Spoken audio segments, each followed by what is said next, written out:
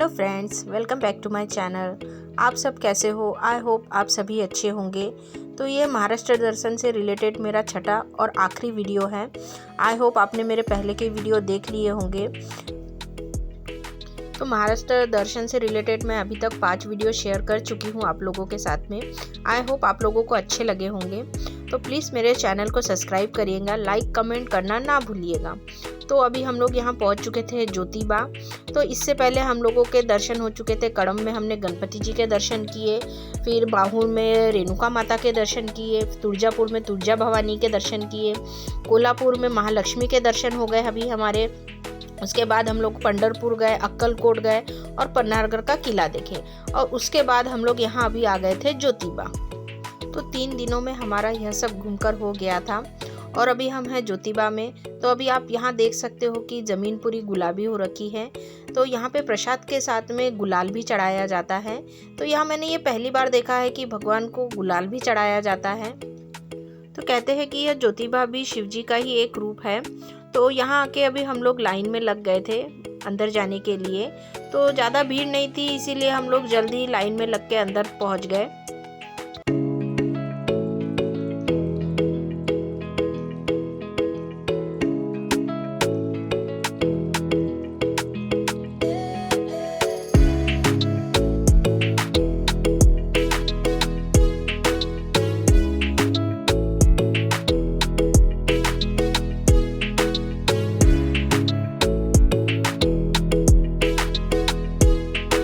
तो अभी हम यहाँ मंदिर के अंदर में हैं और आप यहाँ देख सकते हो कि कैसे यहाँ की दीवारें और ज़मीन गुलाबी हो रखी है। तो यहाँ पर ज्योतिबा में भगवान को इसी तरीके से गुलाल चढ़ाया जाता है। ठीक उसी तरह से जिजोरी में हल्दी चढ़ाई जाती है। तो वह भी वीडियो आपको मेरे इस वीडियो में मिल जाएगी। तो प्लीज़ मेरे इस वीडियो को आखिरी तक ज़रूर देखिएगा। तो आई होप आप लोगों को अच्छी लगेंगी। तो अभी हम यहाँ से दर्शन करके निकल गए थे आगे के लिए, क्योंकि अभी हमको और भी दूर जाना था।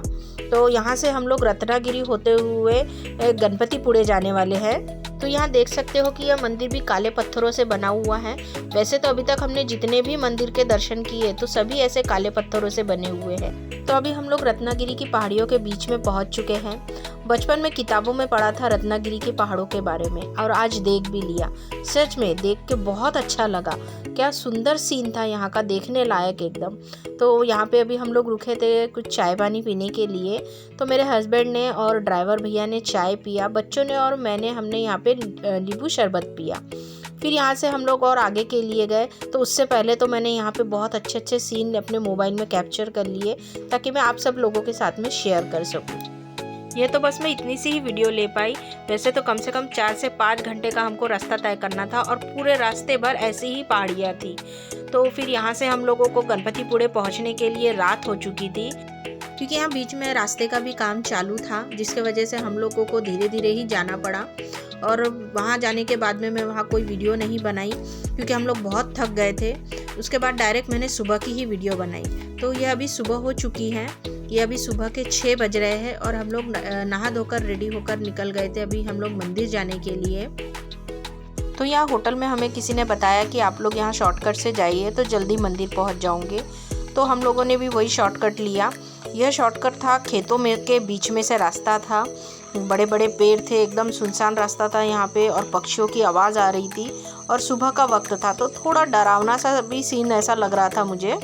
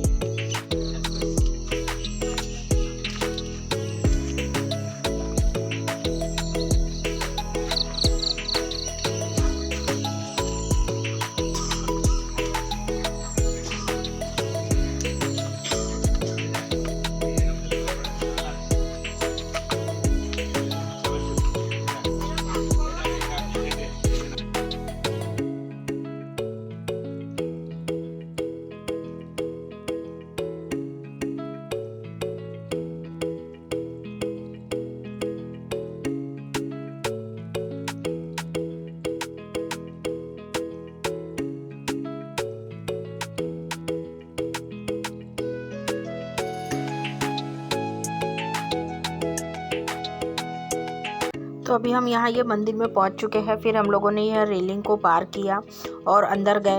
अंदर जाने के बाद गार्ड ने हमसे कहा कि आप लोग इतनी रेलिंग क्यों पार करके आए हो, वहाँ से तो शॉर्टकट रास्ता था क्योंकि अभी तो पूरा खाली है। लेकिन हमने बोला कि अरे हमने तो उस तरफ ध्यान ही नहीं दिया, नहीं तो हमको इतना घूमना नहीं पड़ता था, चलो जाने दो।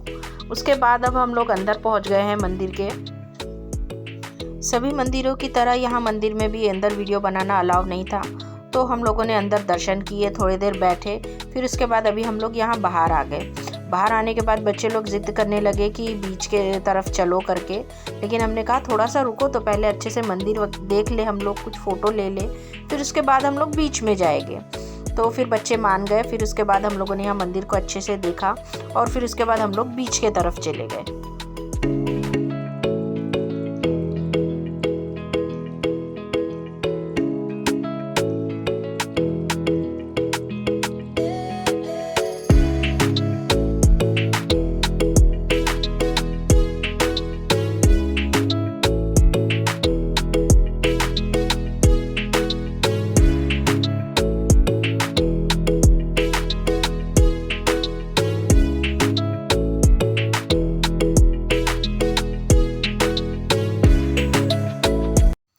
यहाँ आकर हम लोगों ने 2 राइड किए, एक बनाना राइड और एक दूसरी राइड थी, तो उसका नाम तो मुझे नहीं पता कौन सी राइड बोलते हैं उसको।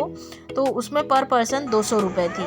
वैसे तो अभी सीज़न का टाइम था इसलिए इतनी महंगी है यहाँ पे ये राइड, नहीं तो वो उसके दाम थोड़े कम होते हैं। और बनाना राइड का तो उन्हें 1200 या 1300 रुपये कुछ लिया था हम 3 लोगों के। तो अभी हम लोग यहाँ राइड में बैठ चुके हैं। पहले मैं और मेरा छोटा बेटा गया, फिर दूसरे बार में मेरा बड़ा बेटा वीर गया।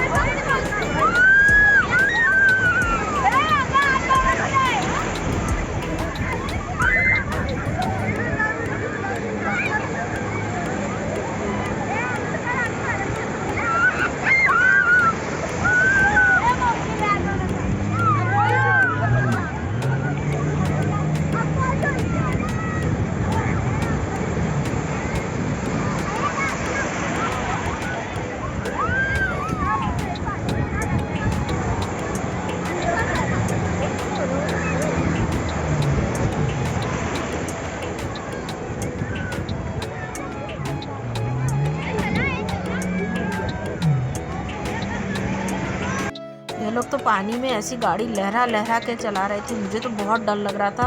और वैसे भी इतना पानी देख के तो मैं पहले ही डर गई थी। तो अभी हम लोग यहाँ तीनों बैठ चुके थे बनाना राइड में।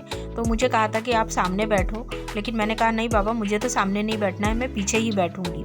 उसके बाद ये भैया ने कहा कि जैसे ही हम लोग किनारे में आएंगे तो आप लोग हाथ छोड़ देना, तो हम लोग बनाना को उल्टा कर देंगे तो आप लोग सब पानी में गिर जाओगे। मैंने कहा नहीं, मुझे पानी में गिरना ही नहीं है, क्योंकि मेरे हस्बैंड ने भी उनसे कहा था कि लोगों को यहाँ किनारे में लाके पानी में गिरा देना, क्योंकि इस राइड का, बनाना राइड का मज़ा ही वही है कि आप लोग पानी में गिर जाओ करके।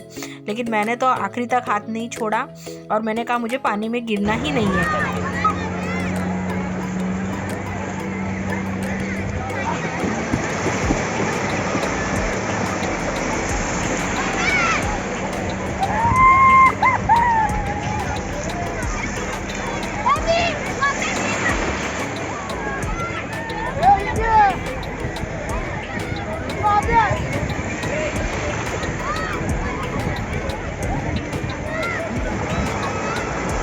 Hadi hadi lan.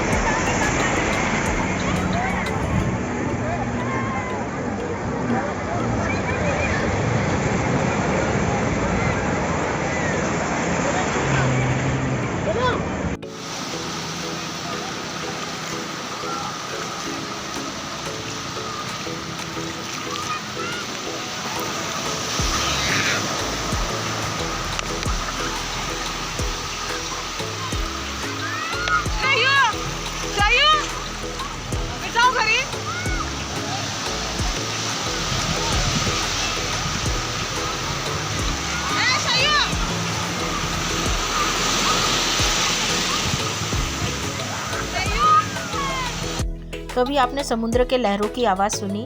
कह रहे थे कि जैसे जैसे यहाँ दिन बढ़ता है वैसे वैसे ही यहाँ समुद्र की लहरें भी बढ़ने लगती है और उसकी आवाज़ भी बढ़ने लगती है।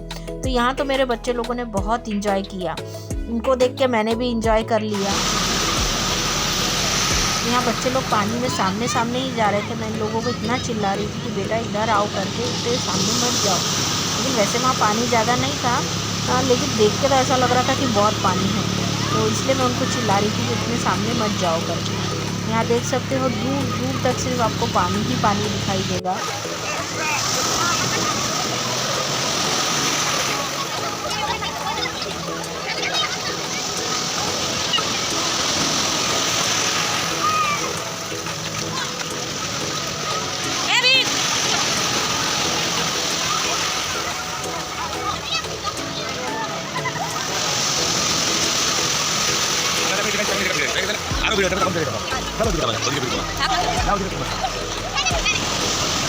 तो यहाँ देख सकते हो आप लोग कि ये दोनों कितनी उछल कूद कर रहे हैं बंदरों के जैसे। यहाँ पे वैसे तो हम लोग यहाँ ज़्यादा देर नहीं रुके, 1 घंटा ही रुके थे, क्योंकि अभी हम लोगों को और भी आगे जाना था इसीलिए। लेकिन बच्चे लोगों ने भरपूर इंजॉय किया इस 1 घंटे में भी, वो तो आने को भी तैयार नहीं थे। और थोड़े देर कर रहे थे बच्चे लोग तो, लेकिन हम लोगों के पास टाइम की बहुत कमी थी, जिसकी वजह से हम लोग यहाँ ज़्यादा देर नहीं रुक पाए। लेकिन सच में अगर हमारे पास टाइम की कमी नहीं होती तो शायद हम लोग यहाँ पर और भी ज़्यादा देर रुकते थे, क्योंकि ये समुद्र देख के ना मुझे बहुत अच्छा लग रहा था। ये ऐसा समुद्र मैंने पहली बार देखा है। बच्चे लोगों की मस्ती और उनकी खुशी देखकर सच में वहाँ से आने की इच्छा ही नहीं हो रही थी। ऐसा लग रहा था कि नहीं, आज उनको भरपूर इंजॉय करने दो, अपने मन से मस्ती करने दो। लेकिन इसके बाद हम लोगों को जिजोरी जाना था, जो कि यहाँ से कम 10 घंटे का रास्ता है। तो अगर यहाँ से जल्दी नहीं निकले तो वहाँ हमको पहुँचने में लेट हो जाएगा। इसीलिए हम लोग यहाँ ज़्यादा देर नहीं रुके, सिर्फ 1 घंटा ही रुके। बड़े मुश्किल से बच्चे लोग पानी से बाहर निकले।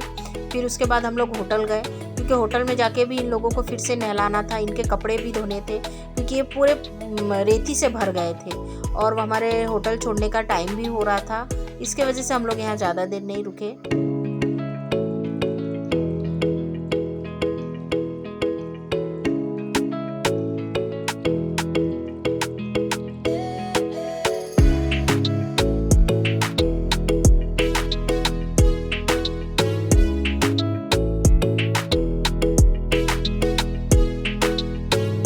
तो अभी हम लोग अपना सामान लेके नीचे आ गए हैं, क्योंकि अभी हमको निकलना है जिजोरी के लिए। तो यहाँ हम अपनी गाड़ी का वेट कर रहे थे।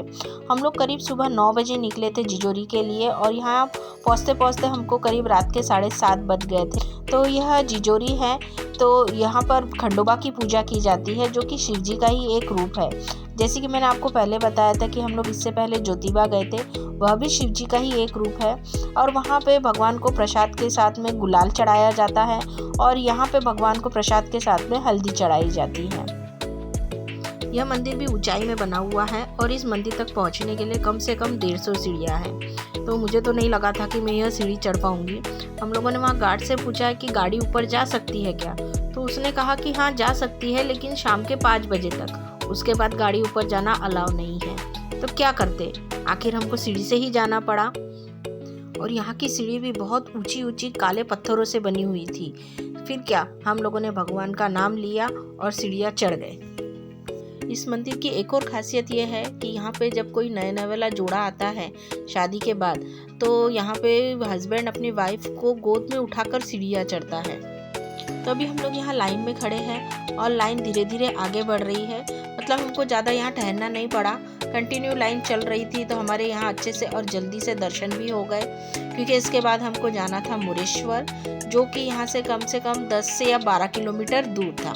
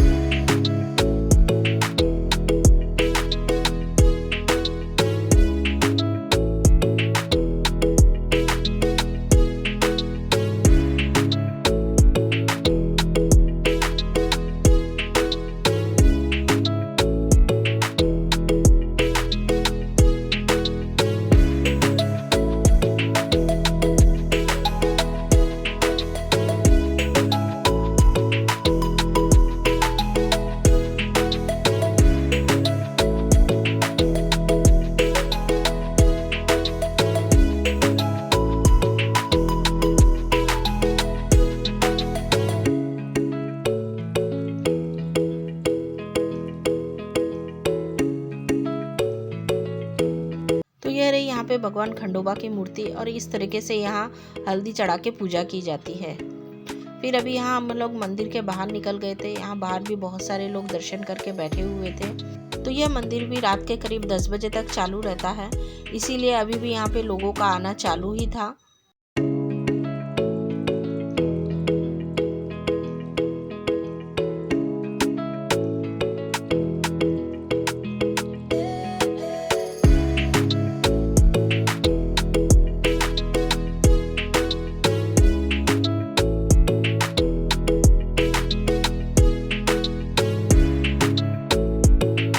तो अभी हम यहाँ पहुँच गए थे मुरेश्वर गणपति बापा के मंदिर में, जो कि महाराष्ट्र के अष्टविनायकों में से एक गणपति बापा का मंदिर है।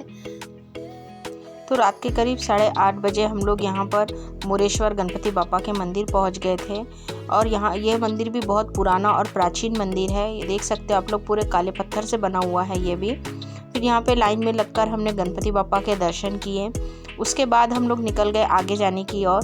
तो हम लोगों ने रास्ते में रुक के खाना खाया। फिर उसके बाद अहमदनगर पहुँच के हम लोगों ने होटल बुक किया और रात वहीं पे बिताए। फिर उसके बाद सुबह 6:30 बजे के करीब हम लोग वहाँ से निकल गए।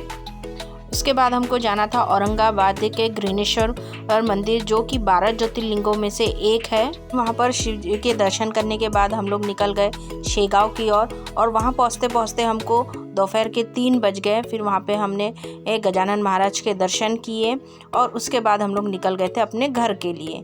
तो इस तरह से रहा हमारा महाराष्ट्र दर्शन, जो कि चला 5 दिनों तक। इसमें हमारी यात्रा की शुरुआत हुई थी गणपति बापा के दर्शन से और यात्रा का अंत हुआ हमारा गजानन महाराज के दर्शन से। तो मैं भगवान का शुक्रिया अदा करना चाहूँगी कि उन्होंने हमारे इस सफ़र को सुरक्षित, आसान और सफल बनाया। और मेरे हस्बैंड को भी मैं थैंक यू बोलना चाहूँगी कि उन्होंने हमारे लिए इतना अच्छा टूर प्लान किया। तो आज की वीडियो मैं यहीं एंड करती हूँ। आई होप आज की वीडियो आपको पसंद आई होंगी। तो प्लीज़ मेरे चैनल को सब्सक्राइब करिए, लाइक करिए और कमेंट करना ना भूलिए, ताकि मैं आपको और भी अच्छी वीडियो दिखा सकूँ। तब तक के लिए आप सभी लोग स्वस्थ रहिए, मस्त रहिए। जल्दी मिलेंगे आपसे नई वीडियो में।